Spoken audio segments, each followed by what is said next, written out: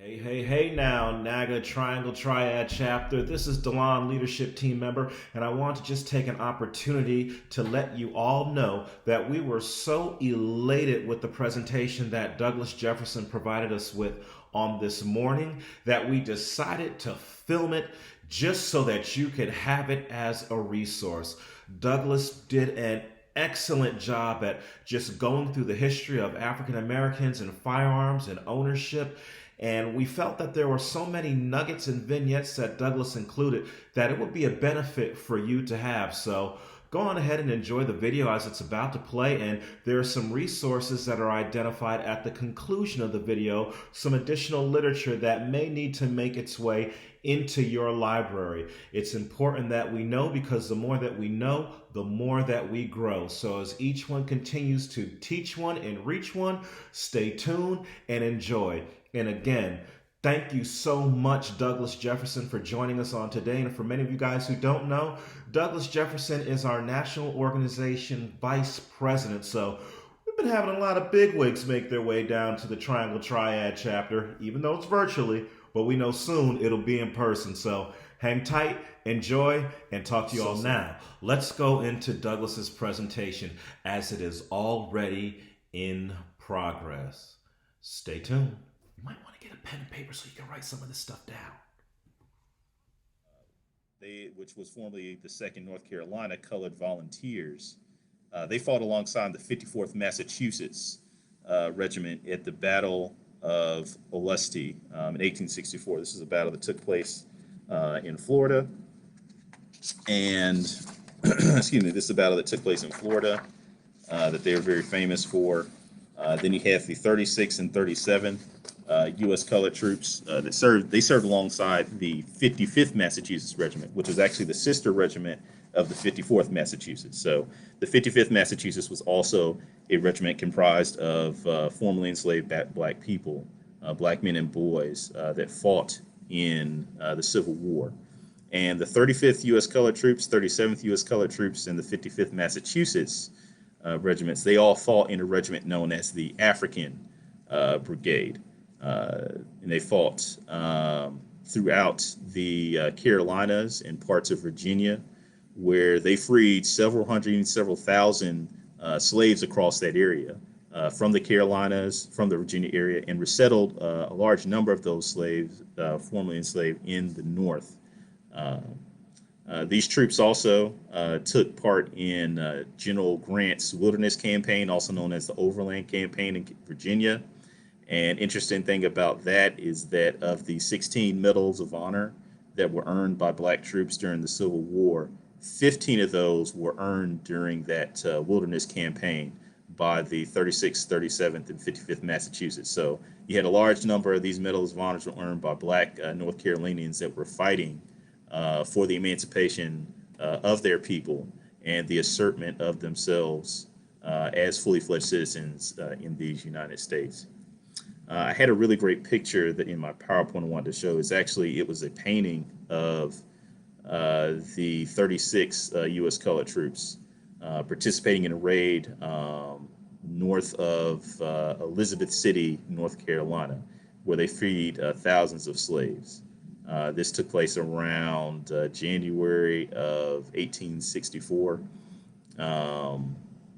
Another thing to mention, U.S. colored troops, these troops were used to guard Confederate POWs. So you have the 35th, 36th, 37th. They also guarded Confederate POWs and took part in being response units to Confederate raiding parties where there was actually a particular one. Let me pull the document up real quick.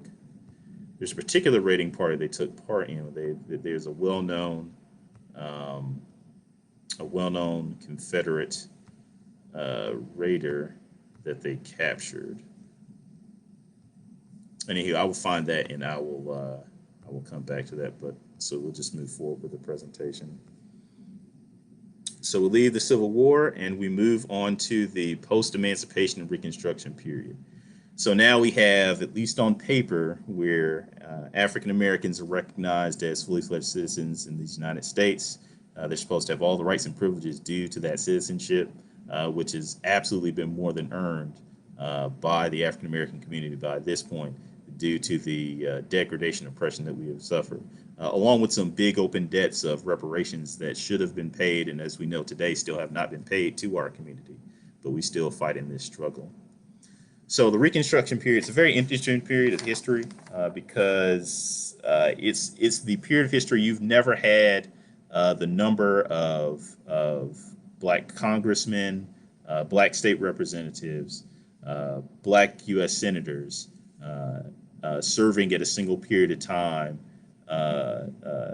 than you have in Reconstruction. So you've never seen that number of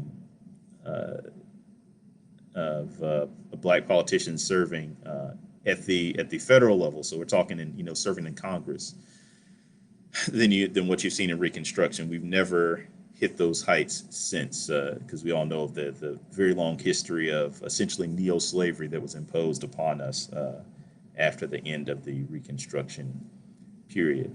So one thing to note is that during Reconstruction, you had black people that really saw the importance of owning arms for self-protection. It was something that you just had to do in order to survive as a African American in the South at that time.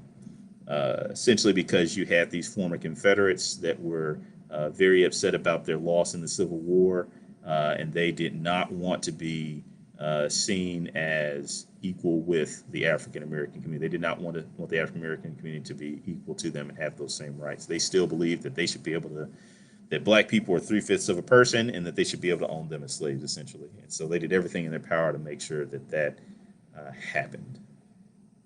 So I'm gonna read a couple of excerpts here from some of, actually these two excerpts, they're adapted from the Negroes and the Gun, the Black Tradition of Arms text. And both they speak of the North Carolina area.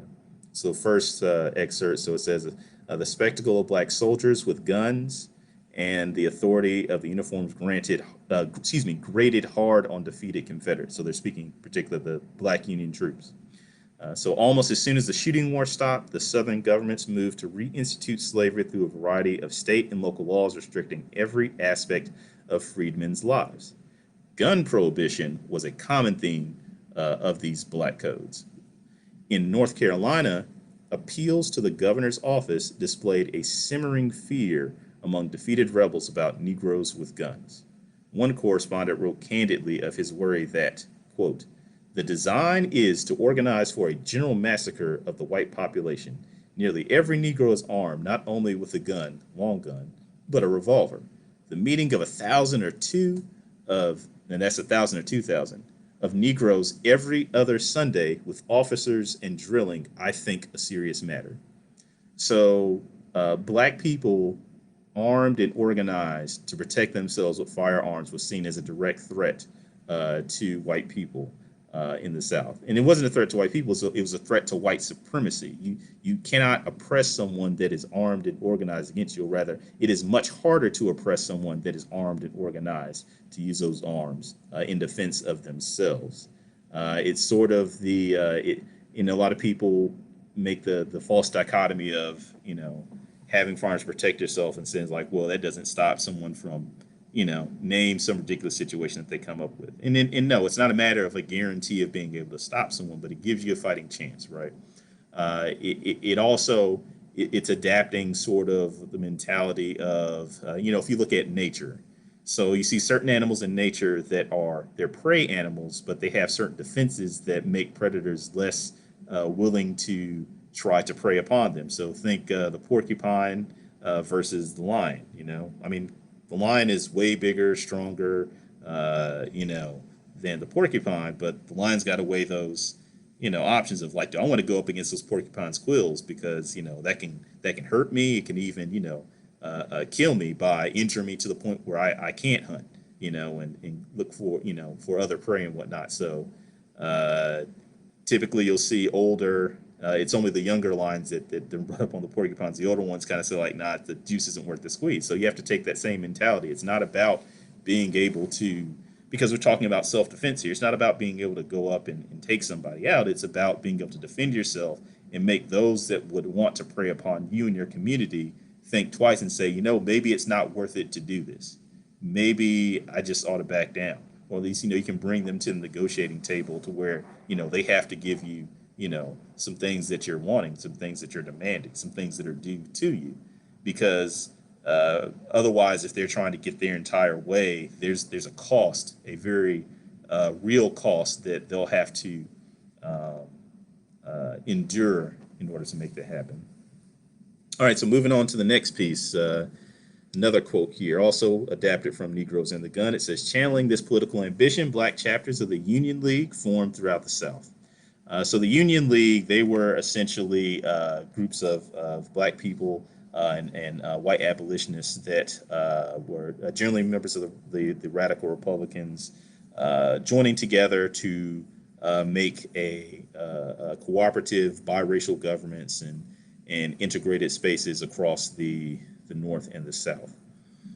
So the Union Leagues, they were both had some chapters were all white, some chapters were rather predominantly white, other chapters were predominantly black, some were fairly mixed, but in the South they tended to be predominantly black. So anyway, it says channeling this political ambition, talking about black people wanting to run for office, to be lawmen, to be senators and state reps, and being in a place where they could control the destiny of their people. The black chapters of the Union League formed throughout the South. Their secrecy, ritual late-night meetings, and posting of armed sentinels fueled rumors of armed black men intent on mayhem. So obviously they had to meet in this way because meeting in public during the daytime was very dangerous indeed. Once again, we already talked about how black people being citizens, there was the large number of the majority of Southerners that did not agree with that, violently did not agree with that, and would do everything in their power, including the use of immoral and unethical offensive violence against black communities to make sure that didn't happen. Now, this violence wasn't exclusive to the South. It also happened in the North and out West as well, though people would have you think otherwise, that slavery and racism was a Southern institution. Now, slavery and racism is an American institution, right? I mean, up until the Civil War, really up until, you had many states outside of the South that had slavery in them as well. I had no problem with enslaving black people. But anyways, kind of getting off a little bit on a tangent there. So continue with the quote, despite the often innocuous content and consequences of the Union League meetings, they were, in fact, a venue where black Americans with guns assembled. And sometimes this was more than just for show. In Hartnett County, North Carolina, a League chapter threatened violence to secure the release of colored orphans bound out to white planters. So essentially we're talking about neo-slavery here. So this Union League chapter in North Carolina said that if white people didn't stop basically using black orphans as slaves, because it's just basically slavery by another name. Nobody believes in the record health that they were, you can't lease people, right? You can't lease children to do work, right? I mean, even though there were no, official labor laws preventing that, but we all know what was going on. That was slavery, just by another name. And this was, after emancipation, after the Civil War, black people weren't going to take that. They were saying, like, look, you're going to stop this or we're going to make you stop. So, very, very, very interesting time there. All right, so let's move on. Let's talk about the Kirk-Holden War of 1870. So that is neither Kirk nor Holden, that the war is named after those two gentlemen. This is actually a Wyatt outlaw. So he was a black lawman out of North Carolina, and he was very hard on the Klan, and understandably so, because they were and still are terrorists, and were terrorizing black people and white people that sympathize with white people. But anyways, the Klan did not like that, and so they lynched Mr. Outlaw unjustly in February of that year. So this war is actually the Kirk-Holden name. It comes from the names of General George Kirk and Governor William Holden. Both of those men, General Kirk, he was a Union general. Governor Holden, he was a governor at the time in North Carolina. They both were sympathizers for the cause of emancipation of black people and enfranchisement of black people. And they essentially, Governor Holden called for a state of insurrection, said that existed in two particular counties of North Carolina, Alamance and Caswell counties. I don't recall which of the counties it was that Mr. Outlaw was lynched in, but it was one of those two counties. And then so Governor Holden, he called on General Kirk to basically put down the state of insurrection. So to clear out the KKK, to stop them from terrorizing black citizens in North Carolina, as well as white citizens who sympathize with the enfranchisement of black citizens. So I bring this up because this was a point where you had black militia troops that were formed up to assist in this effort. So this is actually, you had Company H of the 1st North Carolina State Troop. That was an all-black company that was formed up. They had black officers, black non-commissioned officers, and they came from the community. Most came from the city of New Bern. So these, their company commander was a gentleman named Captain George B. Willis. He was a formerly enslaved man, a skilled barrel maker, and very involved with the community. He had founded a Methodist church in the New Bern community, as well as he had been one of the first members of the local school board to bring public education to the community, so it's to his African American people, not just them, but to everyone in the community, right? So he was definitely making some positive change there. The second in command for that company was a lieutenant. Let's see, I had his name here. It's a black lieutenant. He was actually a former, currently he was a policeman in New Bern, and he was a veteran of the Civil War, fought with the Union. He was part of the 14th U.S. Heavy Artillery. So one thing I found interesting in researching this particular segment was, so the commander of the North Carolina troops was a man named William J. Clark. So this guy, he was actually an ex-Confederate veteran. And he fought for the Confederacy during the Civil War. He was wounded twice during the war, and actually ended up being captured and remained, and he captured in the last year of war and remained a prisoner until the end of the war. After the Civil War, he switched and joined the Union cause because he was disgusted by the violence of the KKK and how they treated black citizens. So he actually had oddly enough, it seems like this guy had a change of heart, which I found interesting because that's just very uncommon that you'd have someone that's such a, rabid racist. But it shows, I guess, some people can change, but not something, I guess, that we should necessarily rely on, especially with the most hardcore the racists that are out here in our society. So Company H, they occupied Raleigh during the war, and they ended up having several gunfights with Klan terrorists. So while they were occupying, you'd have Klan night riders that would come through, would take shots at the black troops. And Company H would defend themselves and ensure that the Klan could not just run roughshod over the community as they were, as they were there to defend the community and stop the Klan. So there were two real outcomes from this war, which it only happened, what was it, between July and November of 1870.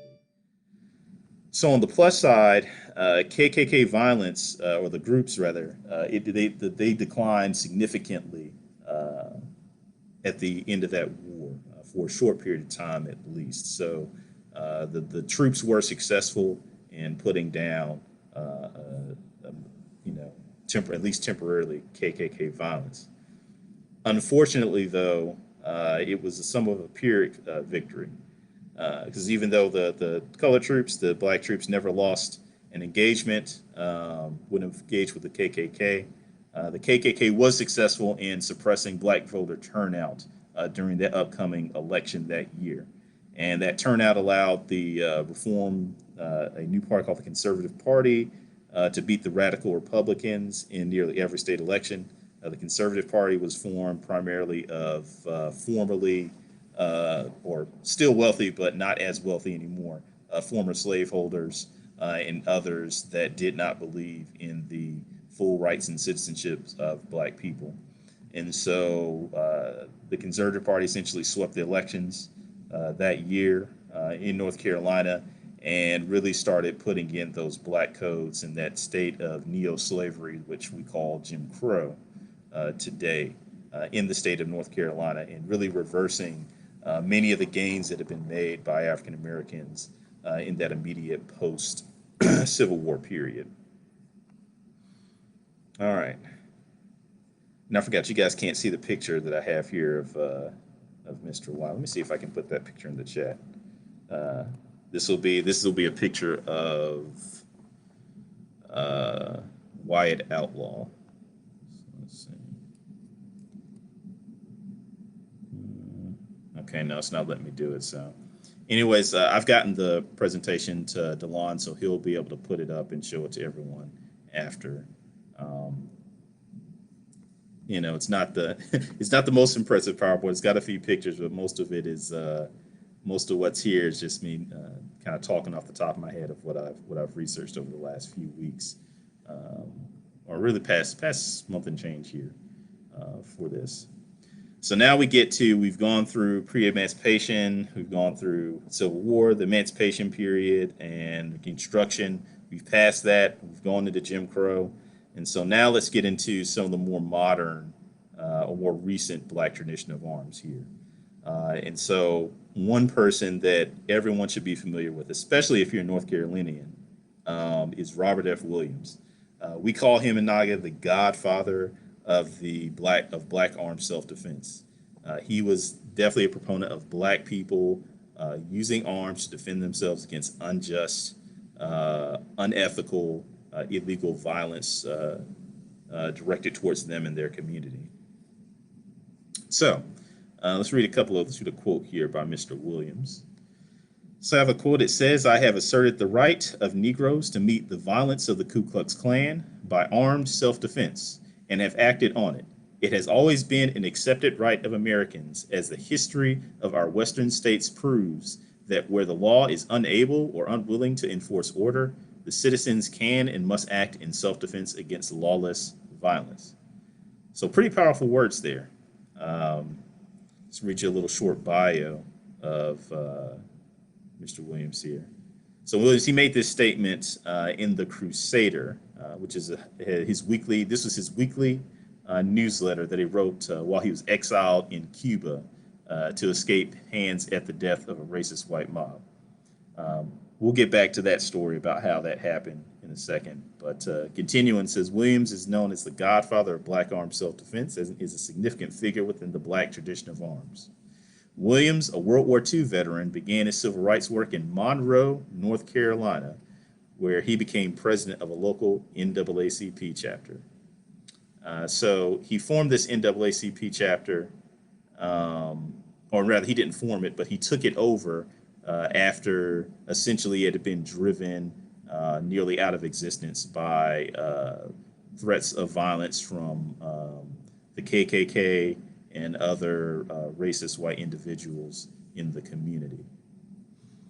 So let's talk a little bit about this. As he's moving into this, before he did that, acted as the NAACP president, he was involved from a very young age, really, in knowing that black tradition of arms. In fact, from the time he was 13 until the day he died, he held on to a rifle that was gifted to him by his grandmother.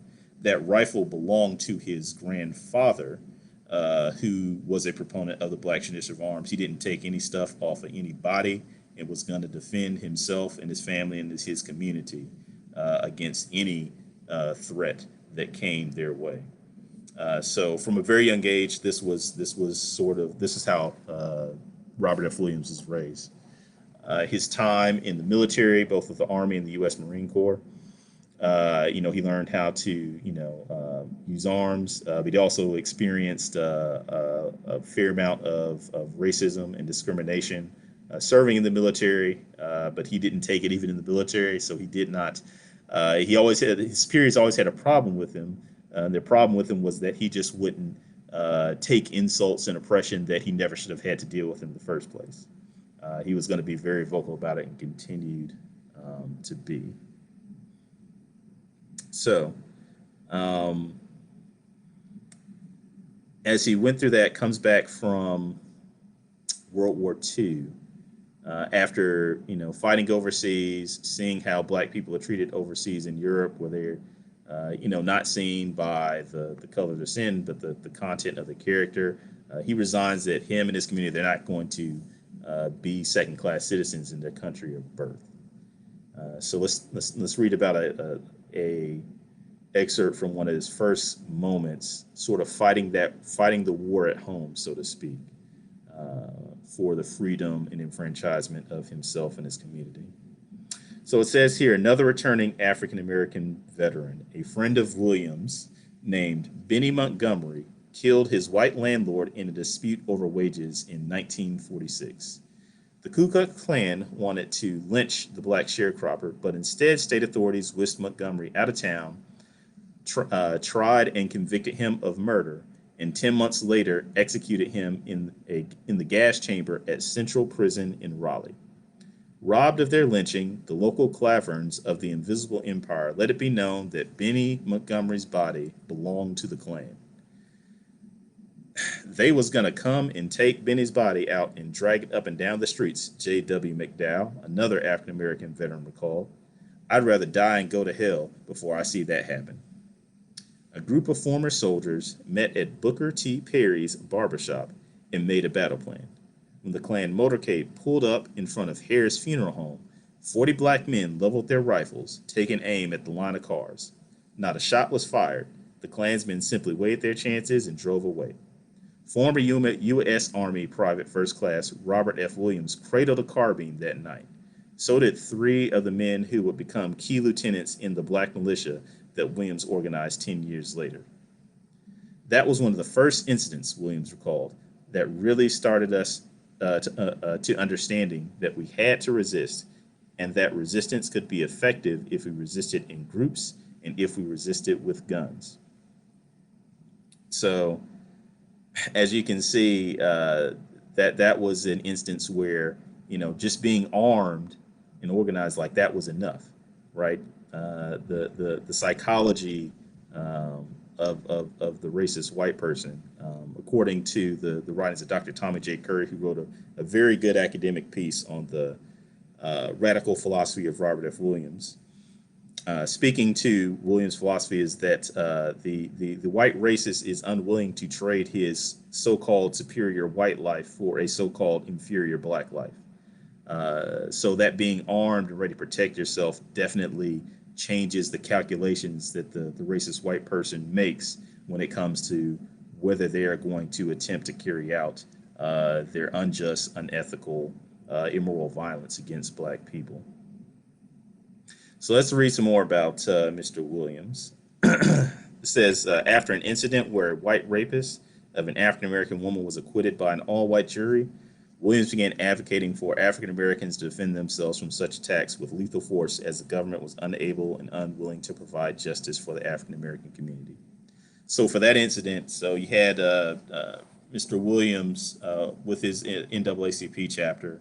He was pressuring, telling the black community to wait for the criminal justice system to deliver a guilty verdict for a man who had raped a white man who raped a black woman in the community.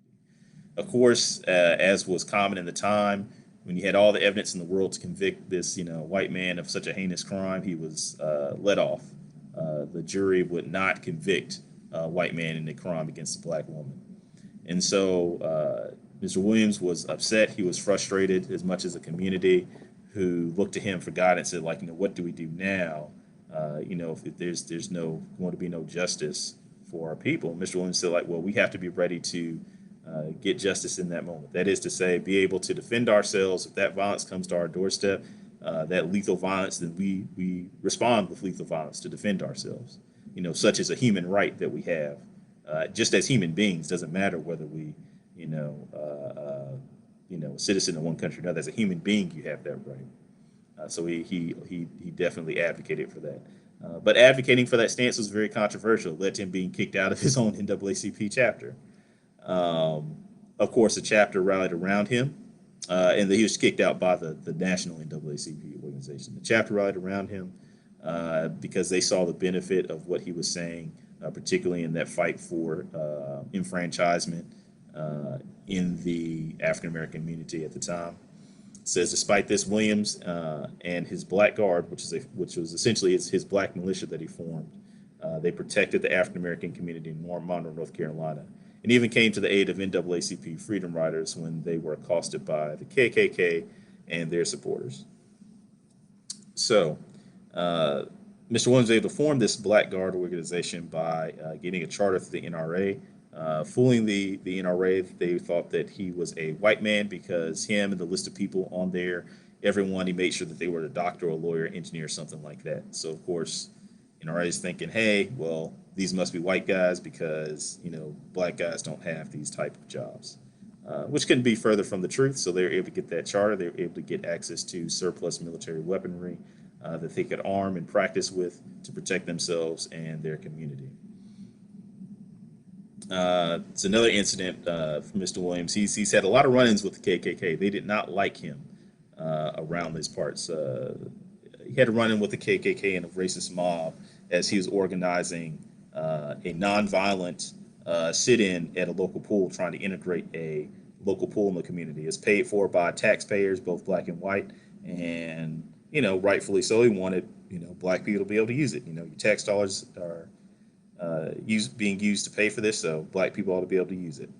Well, in organizing that campaign, he had a series of threats against him, including one ultimately ended up with a white person ramming his car, knocking off the road, and getting out of the car to threaten him with a baseball bat, all in front of police. And police said they didn't see anything. Had his car vandalized. Complains to police. Police say, I don't know what you're talking about. They can clearly see the damage, the broken windows, the dented doors, scratch paint, all that good stuff. Now, the police finally got involved when Mr. Williams was surrounded. Him and some of the youth that were doing the sit-in were surrounded by a racist white mob that intended on making an example of them. And Mr. Williams, he never went anywhere without a gun, normally multiple guns, which he did have that day. Pulled out his 45 caliber 1911 handgun, and he pointed at the ground. Was like, hey, you can come get me, but I'm going to stack 7 of you right here before you get me or any of these children. Now, at that point, that's when the police came in, because now they're not worried about, Mr. Williams and those children. They're worried about, wait, there might be a white person that gets hurt now, that these black folks are willing to defend themselves. Like I said, Mr. Williams, he's a very, very great figure in the black tradition of arms. Let's go back to that first piece where we talked about he had to escape to Cuba. So after that incident and a number of other incidents where Mr. Williams or some other members of his community had to present firearms to protect and defend themselves, there was a group of freedom riders that came down to the community. They went to nonviolently march and protest, and they were beat up by a white mob in trying to do those protests. And the rumors had it said, some of them were killed, some of them were lynched or whatever. So black community is on edge. They're sort of bunkering down their community, getting their farms set up, setting up sandbags, block off the road into the community. And for some reason, there's a white couple that drives into the black community. Well, the black folks there say it's like, this is like a scout, or they're trying to do something, to trick us somehow. So they kind of gathered around the vehicle and never put their hands on whatever. But they're angry, they're shouting at them, whatever.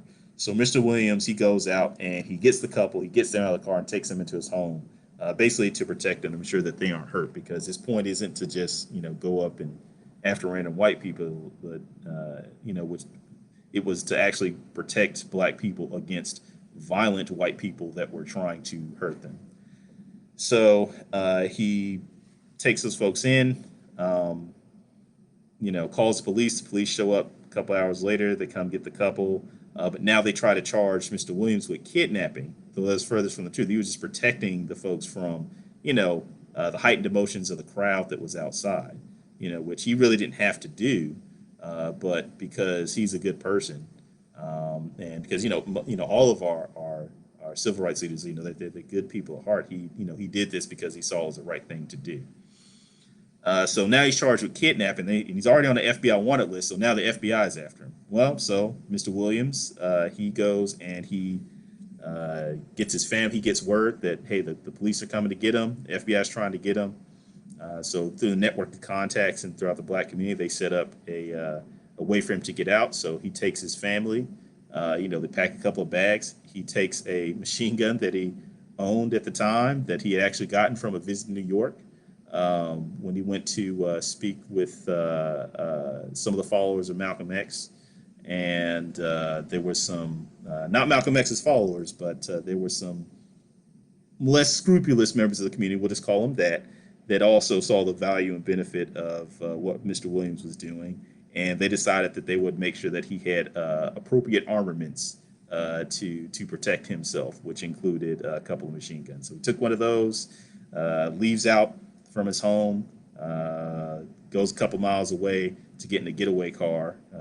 It's not really an escape vehicle that takes him to the coastline, where he's able to catch a boat and goes down to Cuba. But he continued his activism from there in Cuba. He had a radio show where he called out the hypocrisy of the U.S. government, of how they say they're going abroad to fight for wars for freedom of others, but don't even guarantee the freedom of its own black citizens in the country.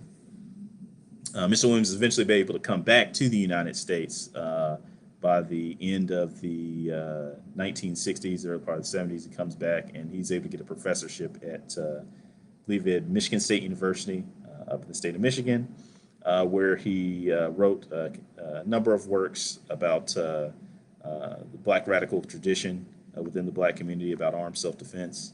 And he taught there until his death in 1995. So he's sorely missed. A lot of people don't talk about him because his story and the story really of many members of the black tradition of arms, be they Robert F. Williams, be they Malcolm X, be they the Black Panthers, be they the Deacons for Defense, sort of complicates the story for a lot of folks. It's not really, it doesn't complicate it for me, and I don't think it should for you, because all of those groups were talking about black people defending themselves against lethal violence. That's just something that, as a human being, you have a right to do. You shouldn't have to just sit there and take lethal violence against you or your community for any reason. You have the right to defend yourself. You have a right to life as a human being, and you have a right to secure that against lethal violence, with lethal violence if that is what is necessary to prevent your life from being taken unjustly. Interesting fact that Huey P. Newton and Bobby Seale, they said themselves, actually it was Huey P. Newton, sorry, not Huey P. Newton, but it was Bobby Seale, said the most influential work that he read that influenced his philosophy for the Black Panthers was Robert F. Williams' autobiography, Negroes with Guns. So that's why we call him the godfather of black armed self-defense, because you don't get a Huey P. Newton and a Bobby Seale without a Robert F. Williams. You don't get a Robert F. Williams without all the other people in the black tradition of arms before that. So it's a distinct line where everybody's standing on the shoulders of their ancestors, of those who came before them, to do something positive for our community and continue that fight for emancipation, for enfranchisement, and ultimately for reparations that we get one day. So that pretty